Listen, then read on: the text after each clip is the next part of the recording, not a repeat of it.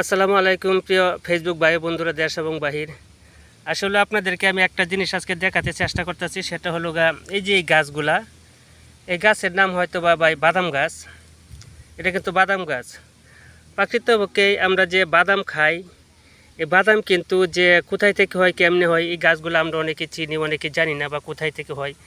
কিন্তু আসলে এটা দেখা যাচ্ছে কি যে এই বাদাম গাছগুলা, যে এই বাদাম কিন্তু আবার মাটির উপরে হয় না, মাটির নিচে হয় কিন্তু। সেটাও আমি দেখাবো তুলে আপনি। ওই যে দেখেন, এটি হচ্ছে বাদাম গাছ।